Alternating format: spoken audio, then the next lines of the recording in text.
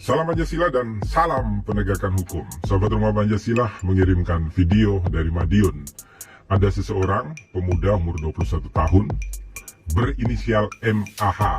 Dia ditangkap dan dibawa untuk diperiksa di Polsek Madiun karena diduga dia adalah hacker Bjorka. Kemudian sahabat Rumah Pancasila minta ulasan hukumnya dari Rumah Pancasila seperti apa. Poin pertama, polisi diberikan kewenangan ya untuk menangkap orang, memasuki rumah orang, menggeledah, menyita peralatan-peralatannya, sekaligus melakukan upaya-upaya hukum lain di dalam rangka melakukan penegakan hukum. Kewenangannya diberikan oleh undang-undang. Itu poin pertama.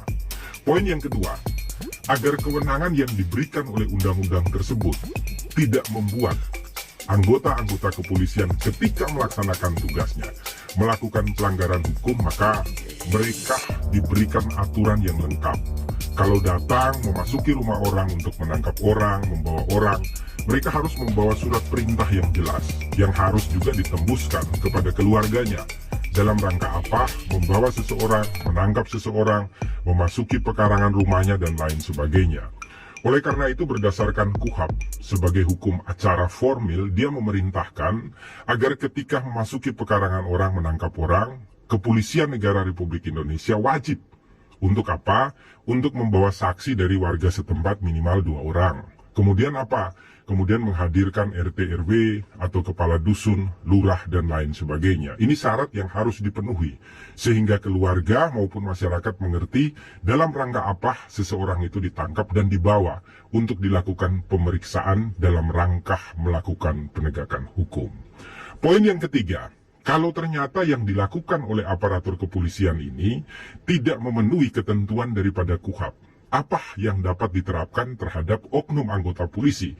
Ini diatur ya di dalam pasal 328 KUHP. Penjelasannya dikatakan, kalau perampasan kemerdekaan membawa seseorang dari satu tempat ke tempat yang lain tanpa adanya perintah resmi dari peraturan perundang-undangan, maka itu dianggap sebagai perampasan kemerdekaan. Dan kalau dilakukan oleh polisi, ancamannya diatur di pasal 333 KUHP.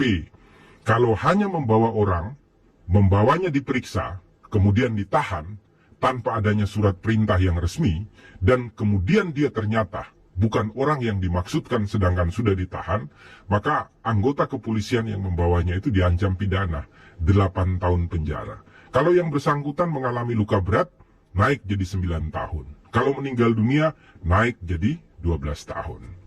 Poin yang terakhir, poin yang keempat, Rumah Pancasila ingin menyampaikan bahwa meskipun demikian, ada beberapa ketentuan-ketentuan di dalam aturan perundang-undangan yang berlaku secara khusus dan memiliki hukum acara yang khusus, yaitu contoh di dalam Undang-Undang tentang Terorisme dan Undang-Undang tentang Narkotika. Diberikan kewenangan-kewenangan tertentu kepada aparatur penegak hukum untuk melakukan upaya-upaya paksa dalam hal penangkapan.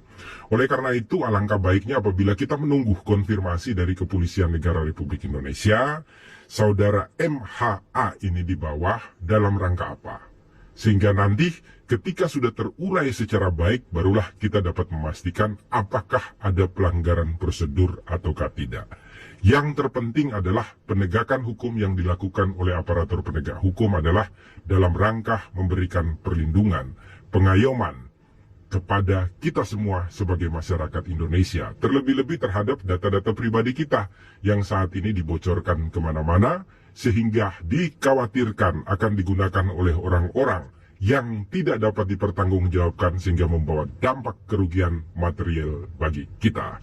Maka jangan lupa buka mata, buka telinga, buka hati, ikuti terus edukasi hukum bersama Rumah Pancasila sehingga kita tahu apa yang wajib kita lakukan dan apa yang tidak boleh kita lakukan dalam kehidupan publik. Salam Pancasila dan salam penegakan hukum.